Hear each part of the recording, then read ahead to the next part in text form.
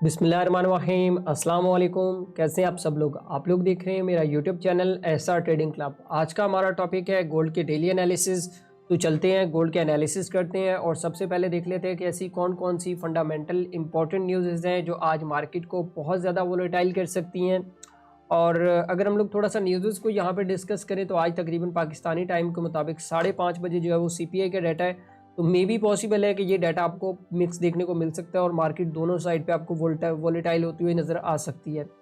और उसके बाद अगर हम बात करें क्रूड ऑयल के हवाले से, तो आज क्रूड ऑयल की इन्वेंट्री है। जैसा कि जो लोग ऑयल के अंदर काम करते हैं तो उन लोगों को पता है कि ये कितनी ज़्यादा इंपॉर्टेंट होती है। और मे भी पॉसिबल है क्या यूएस सेशन के ओपनिंग के ऊपर आपको अच्छा खासा वॉल्यूम जो है वो देखने को मिल सकता है, क्योंकि आज है सीपीआई। ठीक है, तो बिल्कुल भी देर नहीं करते हैं और चलते हैं गोल्ड के टेक्निकल चार्ट के ऊपर। और टेक्निकल चार्ट के ऊपर देखते हैं कि गोल्ड आज हमें क्या ट्रेड सेटअप दे रहा है। तो ये M30 का चार्ट है। अब एक चीज़ अगर आप देखें तो काफ़ी टाइम से गोल्ड जो है ना वो एक रेंज में जो है वो रेंज बाउंड सिचुएशन के अंदर फंसा हुआ है।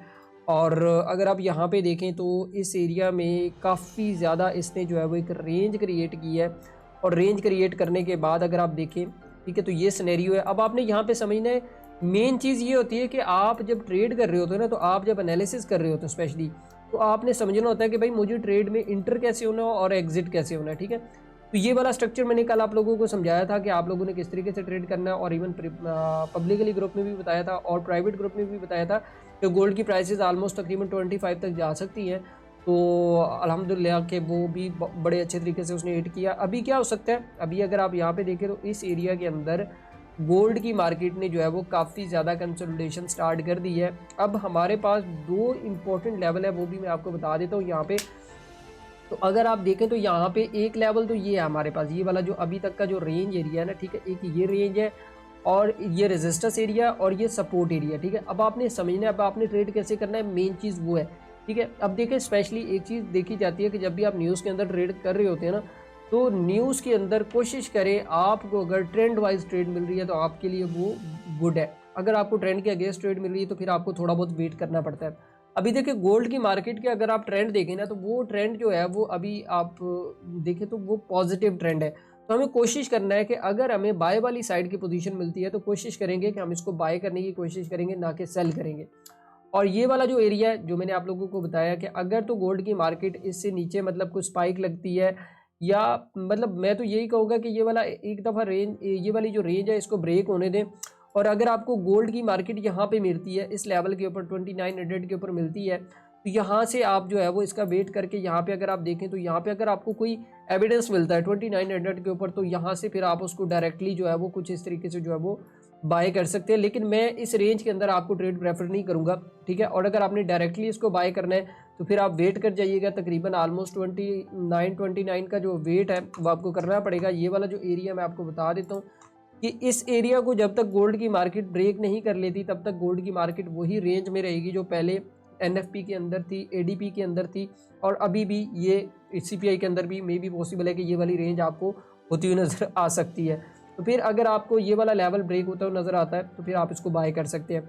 और अगर मैं सेल सिनेरियो की बात करूँ, जो सेलिंग के लिए हमारे पास ये 2900 का लेवल है। अगर तो H1 की कैंडल या M30 की कैंडल इसके नीचे क्लोज हो जाती है और अगली कैंडल जो है वो उसका लो तोड़ देती है, तो फिर जो है वो आप टेक्निकली इसको जो है वो इस लेवल तक के लिए जो है वो बाय कर सकते हैं, यहाँ तक के लिए सॉरी सेल कर सकते हैं। यहाँ तक के लिए इस लेवल का अगर ब्रेकआउट होता है तो यहाँ तक के लिए आप इसको सेल कर सकते हैं।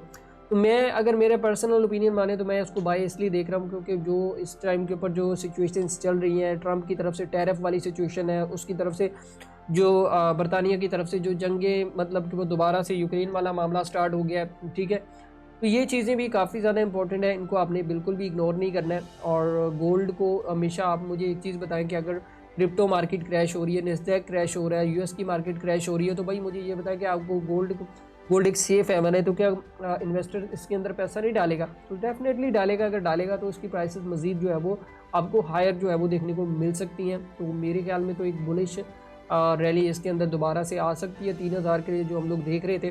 तो मे भी पॉसिबल है कि सीपीआई के अंदर ये चीज़ें आपको आज काफ़ी हद तक क्लियर हो जाएंगी। तो बाकी रही बात ट्रेड सेटअप की, तो मैं पब्लिकली भी और प्राइवेट ग्रुप के अंदर भी ट्रेड सेटअप डेली सेंड करता हूँ गोल्ड का, और करेंसी का भी सेंड करता रहता हूँ। तो आप उसको बिल्कुल भी मिस ना करें।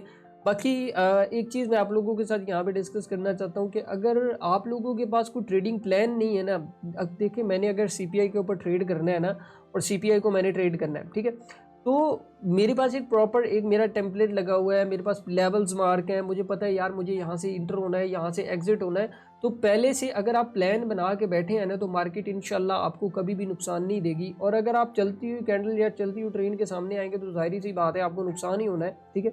तो कोशिश करें अगर आपको मार्केट लेवल के ऊपर मिलती है उसको ट्रेड करें। बट मैं हम एक चीज़ हमेशा कहता हूँ कि यार ओवर ट्रेडिंग मत करें। बहुत सारे लोग ये करते हैं कि न्यूज़ के अंदर जो है वो ओवर ट्रेडिंग करते हैं, लेकिन मैं उनको रिक्वेस्ट करता हूँ कि भाई आप न्यूज़ के अंदर स्पेशली जो छोटे अकाउंट्स है, वैसे एशियंस को तो मैं यही प्रेफर करता हूँ कि यार आप लोग न्यूज़ के अंदर बिल्कुल भी ट्रेड ना करें। क्यों? क्योंकि न्यूज़ के अंदर आप लोगों को पता है कि यार मतलब स्टॉप लॉस भी अगर रखते हैं तो वो मार्केट इतना ज़्यादा वॉलेटाइल होता है कि भाई वो स्टॉप लॉस आपका हिट हो जाता है, ठीक है। कोशिश करें न्यूज़ के 10-15 मिनट या 20 मिनट बाद आप ट्रेड कर लें, आपने लाजमी न्यूज़ टाइम एंट्री लेनी है। बाकी ये तो था एक छोटा सा सेटअप, आप लोगों को समझ आ गया होगा कि आप लोगों ने बाय किस तरीके से करना है, सेल किस तरीके से करना है। तो बाकी मैं ग्रुप में भी अपडेट कर दूंगा। तो बाकी इंशाल्लाह मिलते हैं कल की वीडियो के अंदर। अल्लाह हाफिज़।